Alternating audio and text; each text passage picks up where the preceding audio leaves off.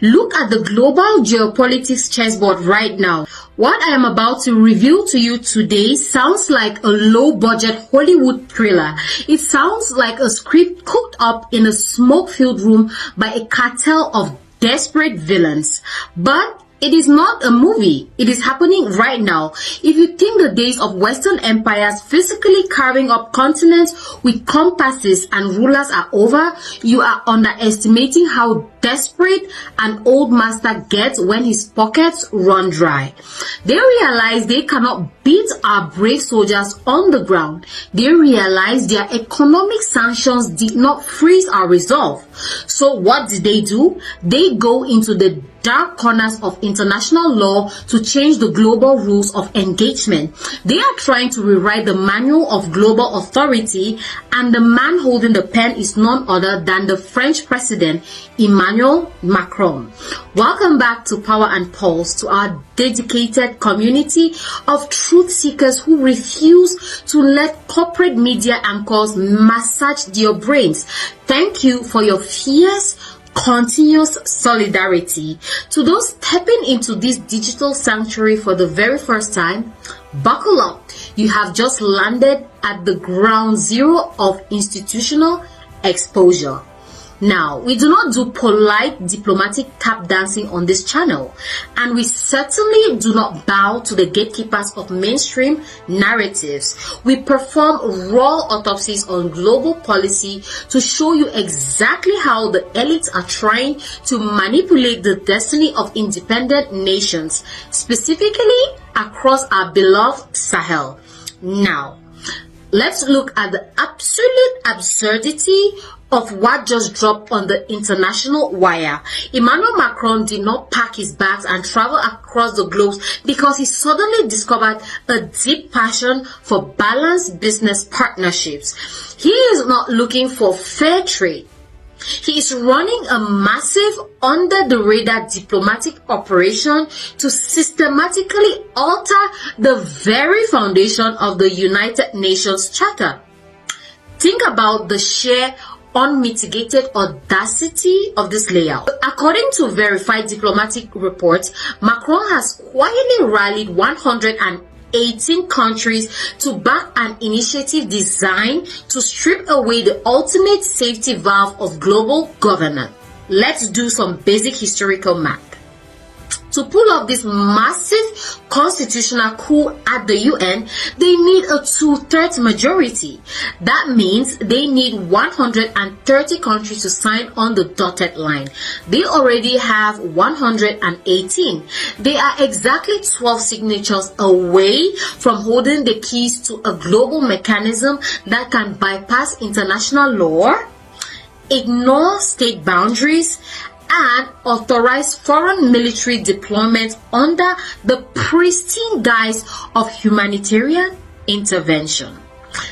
Dangerous, highly emotional, and deeply personal for every single person who stands with the Revolutionary Alliance of Mali, Burkina Faso, and Niger. This isn't an abstract debate for university professors in expensive suits.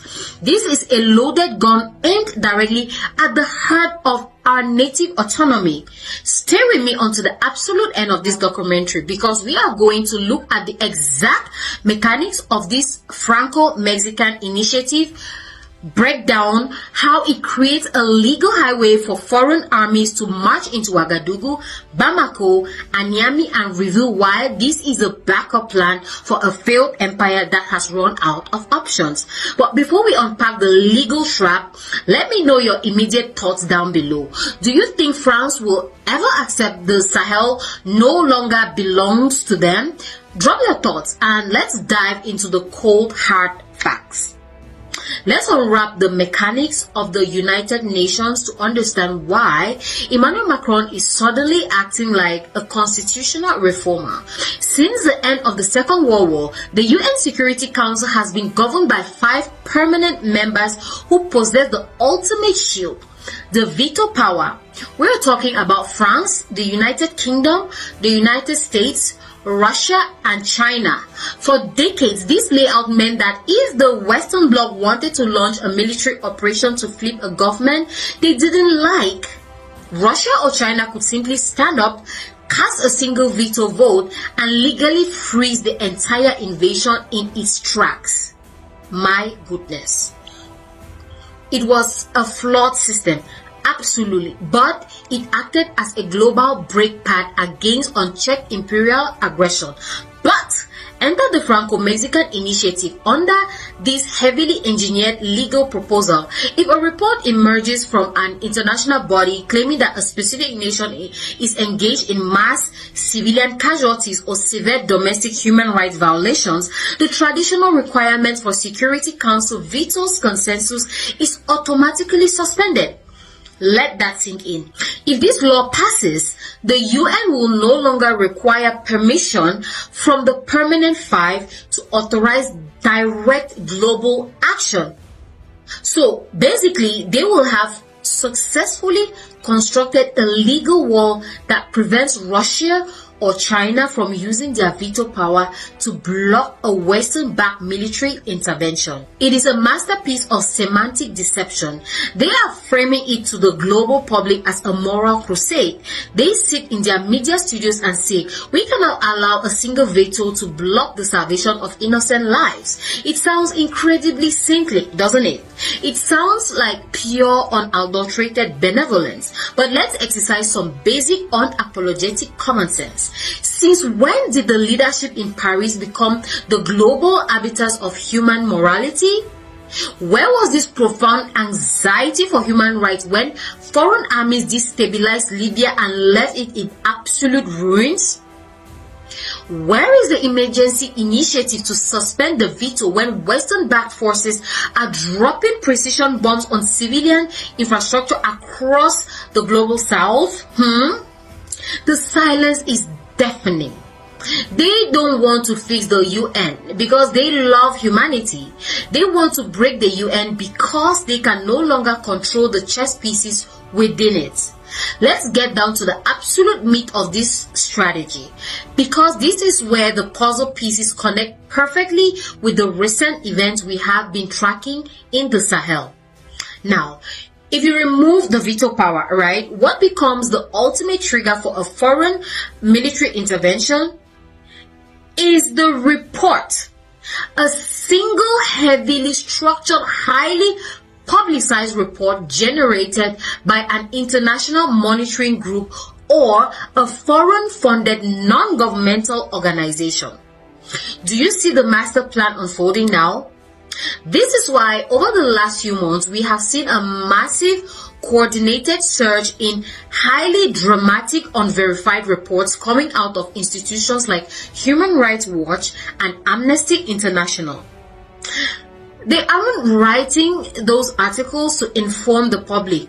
They are compiling the legal briefs for a future invasion. They are laying the administrative groundwork. The strategy is beautifully wicked in its simplicity. Step 1. You fund and guide an operational report claiming that the patriotic military of Burkina Faso or the independent forces of Mali and Niger are engaged in extrajudicial activities against their own citizens. Step 2. You blast that report across the corporate news networks, BBC, CNN, France 24, until the global audience is thoroughly brainwashed into believing a total catastrophe is unfolding. And step 3, you march into the United Nations General Assembly, activate the Franco-Mexican clause, bypass the Russian and Chinese veto, and authorize a humanitarian stabilization force to physically enter the country. It is a backdoor coup d'etat wrapped in a pristine blue flag. They want to use this legal advantage to send their so-called independent observers onto African soil, gather data on our military positions, manufacture a crisis profile, and then use international law to remove the leaders who refuse to bow to their corporate interests. And let's be entirely specific about who they are targeting. They are not targeting the compliant regimes who allow foreign corporations to siphon off their oil and minerals for pennies. No, they are targeting Captain Ibrahim Traore in Burkina Faso. They are targeting the sovereign leadership in Bamako and Niamey. They are coming for a West African nation that had the balls to look the French treasury in the eye and say, pack your bags, take your soldiers and get out of our house. The sheer comedy of this entire situation is that France genuinely believes the African youth of 2026 are still reading from the 1960 playbook. They think we don't see the strings attached to their sudden love for constitutional reform. Emmanuel Macron is running around the globe trying to secure 12 more signatures like a desperate salesman trying to hit his end of the month corporate quota. It would actually be funny if the stakes weren't so incredibly high. Let's speak truth to power right now. France has lost its physical military grip on the Sahel. Their bases have been dismantled. Their ambassadors have been sent packing, and their colonial currency is facing a historic structural eviction. So, when a master loses his physical waves, he resorts to his psychological and legal pens. They want to create a system where they don't need the permission of a country's government to enter its borders. They want to decide your guilt in a court where they are the prosecutor, the judge, and the executioner. But let it be known to every technocrat sitting in Brussels or Paris, those people of the Sahel are no longer passive consumers of external narratives. We are contesting the stories, we are analyzing the motives, and we are fiercely defending our territorial freedom. You can rally 118 countries. You can buy 12 more signatures with your abstract foreign aid packages. But you will never buy the compliance of a population that has tasted absolute indigenous self-determination.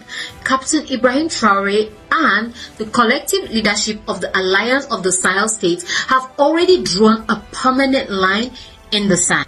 Our defense forces do not answer to a vote in New York. Our volunteer defenders do not look to a French initiative for validation.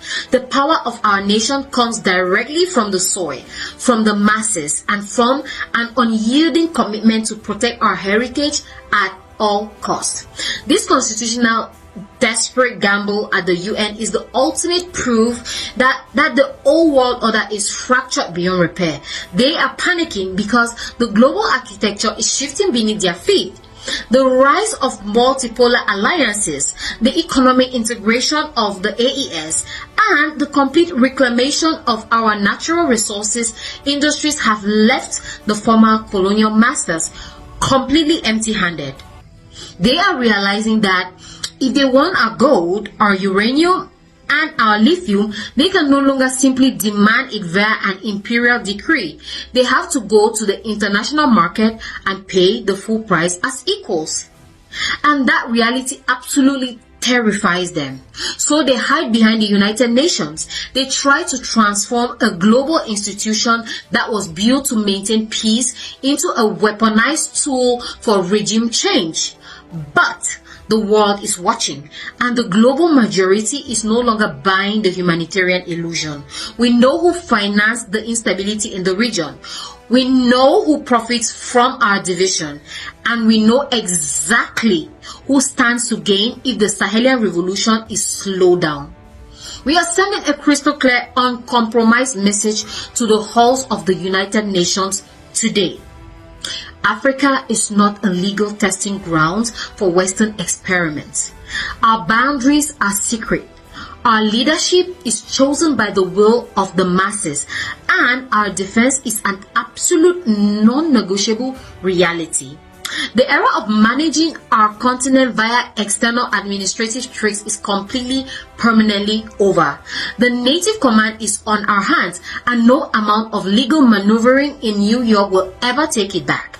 If you are ready to stand as a digital shield for the brave nations of the Sahel, if you refuse to let Emmanuel Macron rewrite the rules of global sovereignty, and if you believe that West Africa belongs exclusively to West Africans, smash the like button right now. Let's push this exposure straight to the top of the algorithm so the the entire world knows we see their games clearly. And also share this documentary with every single freedom fighter, every intellectual, and every young African who needs to know what is truly being planned behind closed doors. Subscribe to Power and Pulse. We are the digital frontline, decoding the power and silencing the noise. The tracks of our freedom are permanently laid, and this revolution is moving too fast for the old empires to stop. I'm your host Marie, and this is Power and Pulse. Stay sharp, stay unified, and stay blessed. See you in the next one.